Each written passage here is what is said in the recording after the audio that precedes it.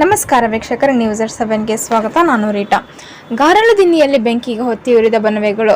ರಾಯಚೂರು ತಾಲೂಕಿನ ಗಾರಲದಿನ್ನಿ ಗ್ರಾಮದ ತಾಯಮ್ಮ ಗುಡಿ ಹಿಂಭಾಗದಲ್ಲಿ ಆಕಸ್ಮಿಕ ಬೆಂಕಿ ತಗುಲಿ ಬಣವೆಗಳು ಹೊತ್ತಿ ಉರಿದ ಘಟನೆ ಮಂಗಳವಾರ ಏಪ್ರಿಲ್ 1ರಂದು ನಡೆದಿದೆ.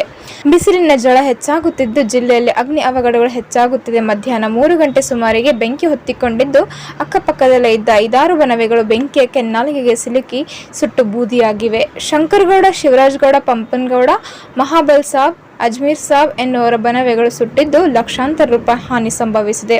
ಸುದ್ದಿ ತಿಳಿಯುತ್ತಿದ್ದಂತೆ ಗ್ರಾಮಸ್ಥರೇ ಟ್ಯಾಂಕ್ ಮೂಲಕ, ಬಕೆಟ್, ಕೊಡಗಳ ಮೂಲಕ ನೀರು ಹಾಕಿ ಬೆಂಕಿ ನಂದಿಸಲು ನಾನಾ ಕಸರತ್ತು ನಡೆಸಿದರೂ ಪ್ರಯೋಜನವಾಗಲಿಲ್ಲ.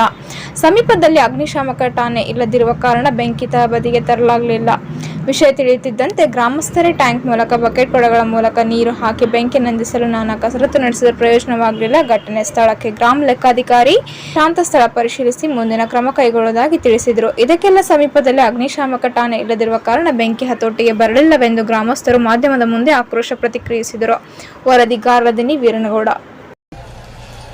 ರಾಯಚೂರು ತಾಲೂಕಿನ ಮರಸೆಟ್ಟಾಳ ಗ್ರಾಮ ಪಂಚಾಯಿತಿ ವ್ಯಾಪ್ತಿಯಲ್ಲಿ ಬರುವಂಥ ಗಾರಲದಿನ್ನಿ ಗ್ರಾಮದಲ್ಲಿ ಇವತ್ತು ಮಧ್ಯಾಹ್ನ ಸುಮಾರು 3 ಗಂಟೆಗೆ ಈ ಶಾರ್ಟ್ ಸರ್ಕ್ಯೂಟ್ನಿಂದ ಒಂದು ಕನಿಷ್ಠ 7ರಿಂದ 8 ಬಣವೆಗಳು ಬೆಂಕಿಗೆ ಆಹುತಿಯಾಗಿದ್ದು ರೈತರು ಭಾಳ ಕಂಗಾಲಾಗಿರುತ್ತಾರೆ. ಆದಷ್ಟು ಬೇಗನೆ ಇದಕ್ಕೆ ಸಂಬಂಧಪಟ್ಟಂಥ ಅಧಿಕಾರಿಗಳು ಬಂದು ವೀಕ್ಷಣೆ ಮಾಡಬೇಕು.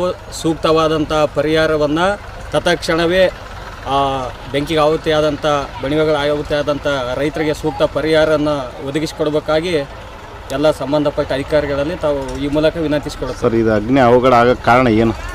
ಅಗ್ನಿ ಅವಘಡ ಆಗೋಕ್ಕೆ ಕಾರಣ ಏನು, ಭಾಳ ಬೇಜವಾಬ್ದಾರಿತನದಿಂದ KB ಅವರು ಎಲ್ಲ ವೈರ್ಗಳನ್ನು ಯಾವುದೇ ರೀತಿಯಾದಂಥ ಕನಿಷ್ಠ 40ರಿಂದ 45 ವರ್ಷಗಳ ಹಿಂದೇನು ಹೊಸ ಲೈನ್ಗಳಾಗಿದ್ವು. ಅವತ್ತಿಂದ ಇವತ್ತಿನವರೆಗೂ ಕೂಡ ಒಂದೇ ವೈರನ್ನು ಎಳೆಯುವಂಥ ಕೆಲಸವನ್ನಾಗಿರಲಿ ಮತ್ತೊಂದಾಗಿರಲಿ ಕೆಲಸ ಮಾಡಿಲ್ಲ. ಆ ಒಂದು ತಪ್ಪಿನಿಂದ ಇವತ್ತು ಈ ಅವಘಡ ಆಗಿದೆ. ಸರ್, ಒಂದೊಂದು ಬಣವೆ ಎಷ್ಟು ಬೆಲೆ ಬಾಳ್ತದೆ? ಕನಿಷ್ಠ ಒಂದು ಬಣಿವೆ ಏನಿಲ್ಲ ಅಂದ್ರೆ 45ರಿಂದ 50 ಸಾವಿರ ರೂಪಾಯಿ ಬೆಲೆ ಬಾಳುವಂಥ ಬಣಿವೆಗಳು. ಸುಮಾರು ಎಷ್ಟು ಬಣವೆಗಳು ಆಹುತಿಯಾಗಿದೆ? ಕನಿಷ್ಠ ಅಂದ್ರೆ ಒಂದು 10ರಿಂದ 15 ಬಣಿವೆಗಳು. ಸಂಬಂಧಪಟ್ಟ ಅಧಿಕಾರಿಗಳು ಯಾರಾದರೂ ಇಲ್ಲಿಗೆ ಸ್ಥಳಕ್ಕೆ ಬಂದಿದ್ದಾರೆ?